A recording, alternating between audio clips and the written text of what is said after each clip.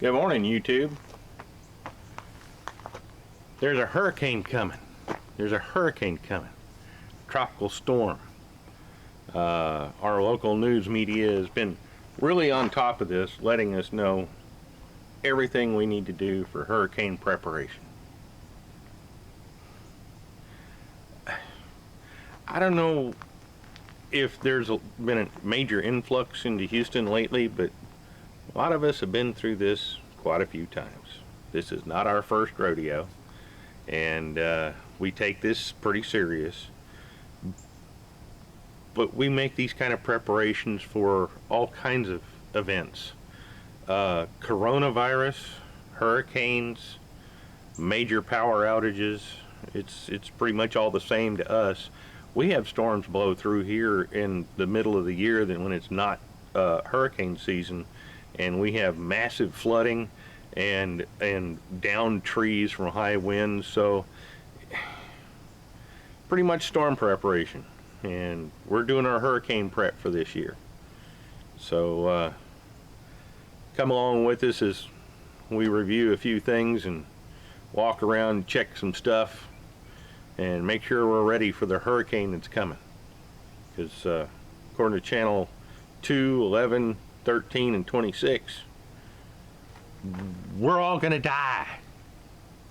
Maybe. No. This is what we do.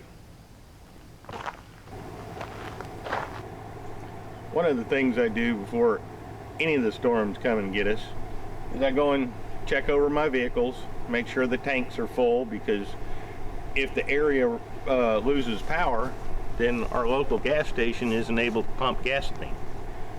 They may have it in the tanks, but they can't pump it to us. So we make sure everything's full, and then we keep a little bit of extra fuel over with our fuel and oil in the fuel and oil locker. Now, one thing I want to show you about this is one of the reasons why I got this vehicle is because we have to deal with storms, hurricanes and otherwise. This vehicle has gone through knee-deep mud and knee-deep water on I don't know how many occasions in its lifetime. One of the first modifications I did to this vehicle is we went and put a snorkel on it.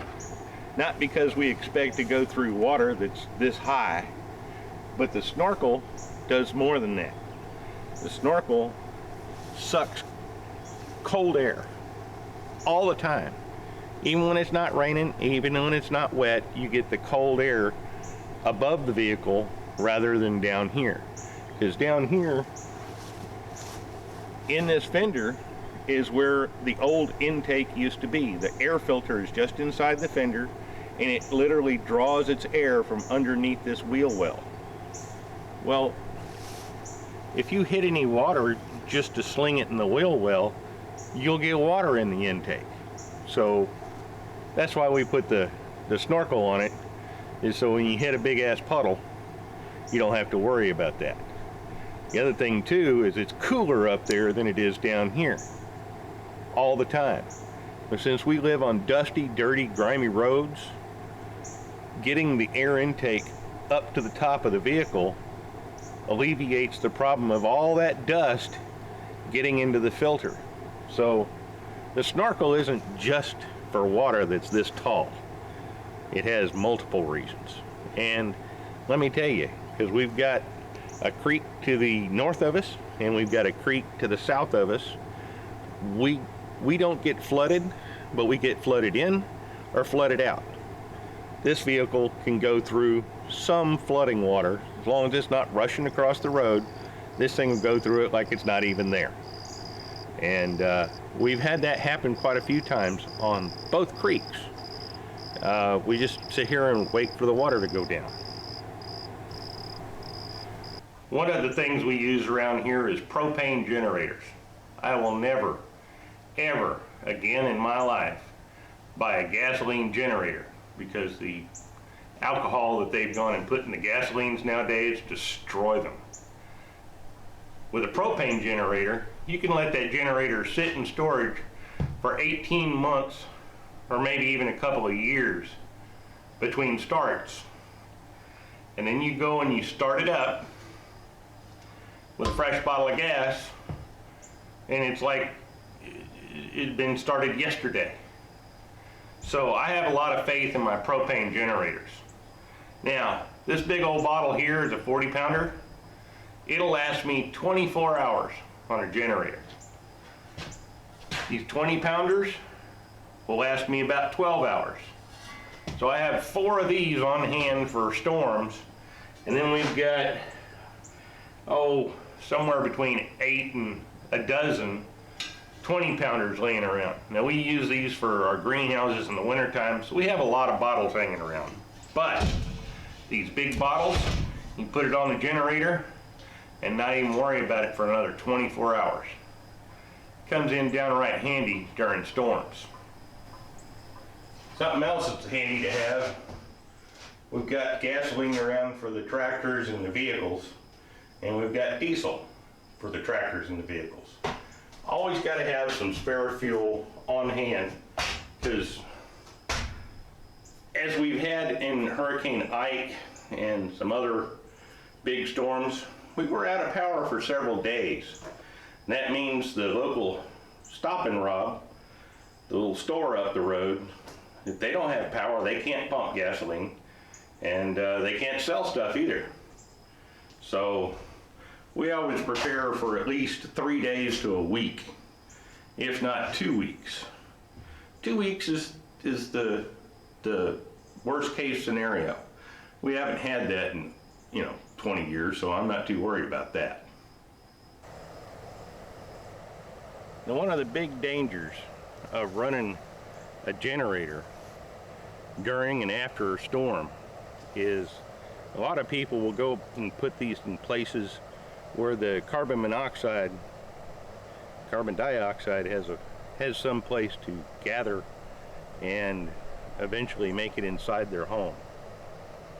One of the things that we've done in the past is we've gone and put our generators inside of our little greenhouse.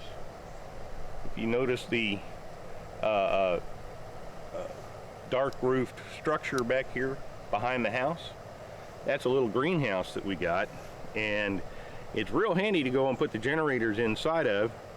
It keeps the rain off of them, and it's a ventilated building on the outside that literally takes all of those noxious fumes and gets them away from us. And from that little greenhouse, we can go and run extension cords into the main house and the guest house to run the freezers, refrigerators, televisions, satellite TV, computers, the computer network for the house. So we've got Wi-Fi and an internet connection to the outside world. The only thing that my generators don't take care of is our water well. And that's because that water well pump takes quite a few amps to start, and it takes quite a few amps to run. And so the water well problem is the only issue we have really during long, periods of recovery or whatever from a storm. Now, something else I wanted to mention is, you may see this house behind me. That house we built with hurricanes and storms in mind. 20 years ago when we moved out here, having lived in the country most of my life, I knew for an absolute fact that the volunteer fire department may not be able to get to you. The volunteer EMS may not be able to get to you.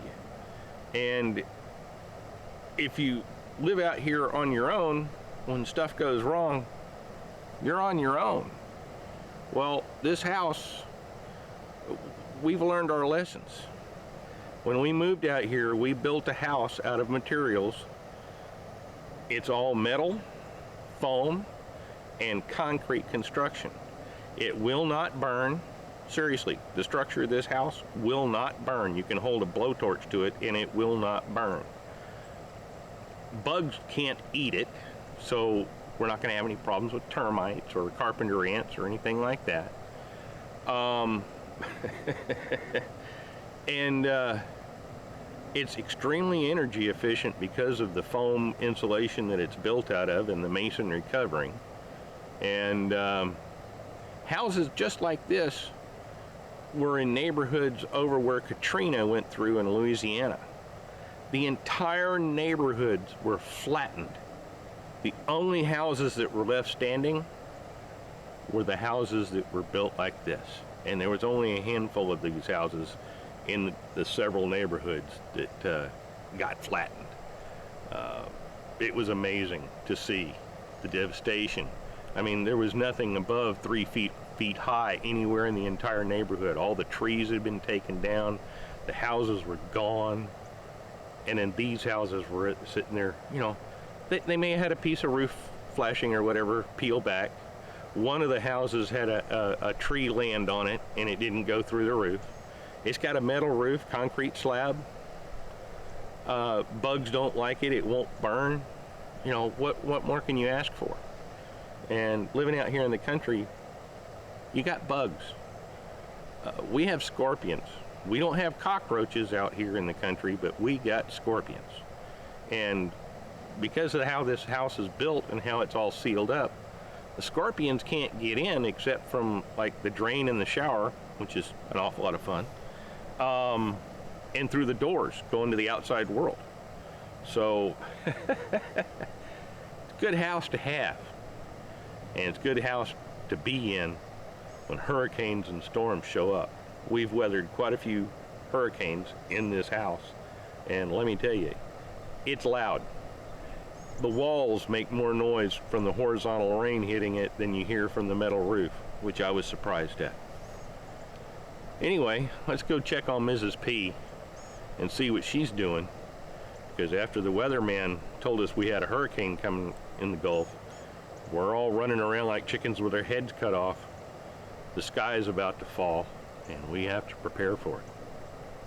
So let's go see what Mrs. P is up to. Looks like you just got back from the store, huh? No, last night. This is the stuff that doesn't get put in the pantry. Right. Yeehaw, right?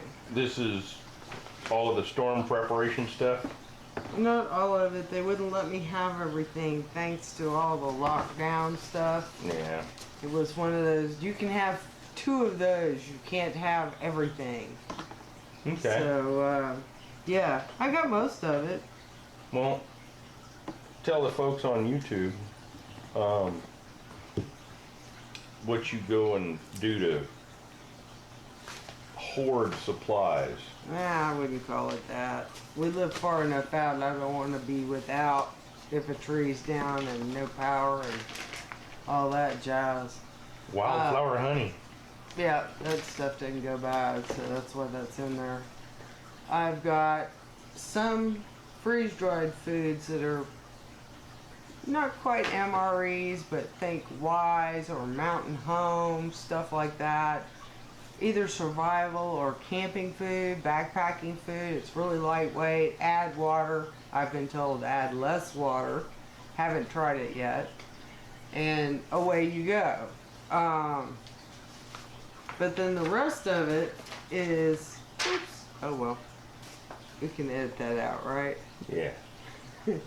The rest of it is Crisco, which doesn't go bad. I don't have to worry about my refrigerator working. I've got some dried eggs just in case. Yeast. We own bread making machines. He's got a generator. You can put the math together there.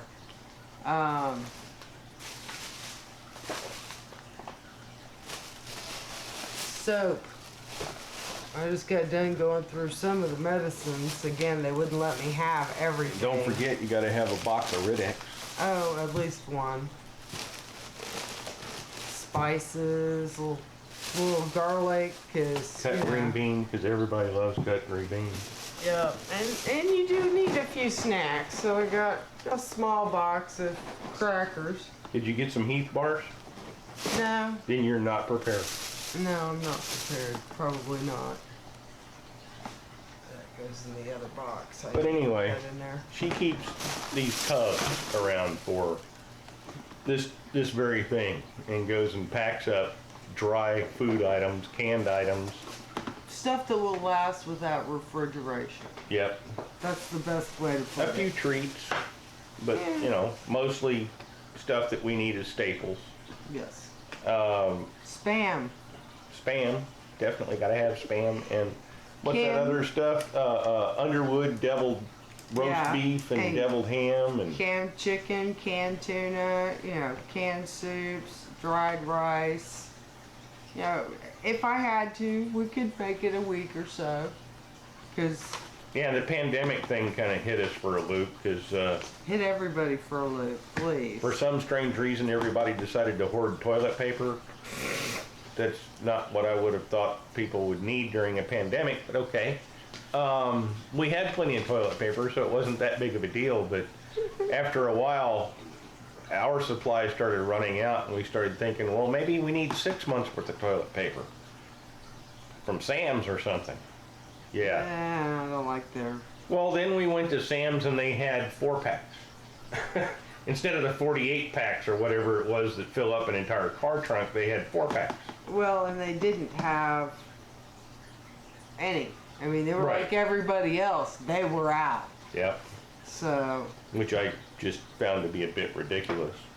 But one of the other things that we cannot forget is we have to have cat food on hand. Oh Lord, don't want them to go hungry. Don't need them chewing on our little toes.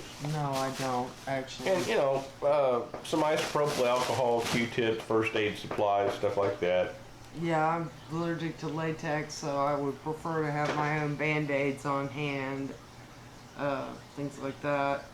We are, again, way the heck out in the country. If an emergency happened and they can't get here, what can I do with my limited first aid skills? Yeah, because more often than not, we don't have catastrophic damage, but because we live so far out in the boonies, we have trees that fall over on the power lines. And those trees may fall across a power line several miles away from here and take out everybody in the entire area. One of the things that is quite common out here is after a big storm, especially one with a lot of wind, you'll hear people on tractors going by on the road. Yep. Because we go and take our front end loaders and our forks out and move the trees out of the roadway so the EMS can actually get through if they need to. Because we don't want to cut ourselves off from the fire department and the EMS people. And we're not going to wait for the county to come out and move the trees. We move the trees ourselves. Now, Hellman's ought to give me a piece of the action for this, but this is unrefrigerated little to-go packets. They don't last very long in terms of expiration dates, I've found. But, to have in your go pack for a month or two or whatever you need. Ketchup and mayonnaise. Yeah, ketchup, mayonnaise, mustard. Most people can't keep the mayo once it's been opened unless they've got an ice box. Guess what? These are those little packets. Easy to go, make a sandwich, and if you like mayonnaise, you got it. Oh, and one of the other things I wanted to mention is these tubs that she uses. One of the things that we do is we take tubs much like these and we go and put them in the bathtubs and fill them with water. Oh, the big ones. The big ones. And the reason is it isn't for drinking water. Usually we'll have bottled water on hand for that. That's so that you can take a 1-gallon pitcher and pour in the toilet tank so that you can flush the toilet. Because again, when we lose power, we have a water well and we will lose water pressure pretty quick. After several days, it's handy to be able to take a 1-gallon pitcher and pour it down the toilet and flush it. That's why my mother always filled up all the bathtubs when there was a big storm coming. Yeah, my mom too. So, you had a way of flushing the toilet, if nothing else.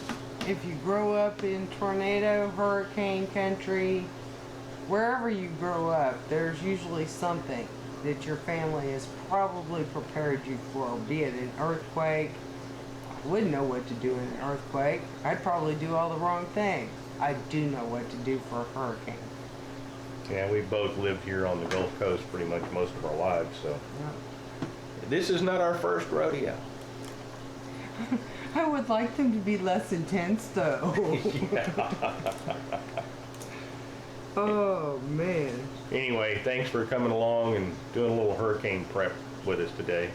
As you can see, Mrs. P has her work cut out for her. She's got inventory and then put all this stuff away. We have a special place in the house where we keep a big pile of hurricane and storm supplies just for this very reason. And it's something that she goes through and checks the expiration dates and everything on just to make sure everything's up to snuff every year. And Usually pre-season, but I didn't do that this year, so that's on me. that's the nice thing about hurricanes and tropical storms. You know they're coming.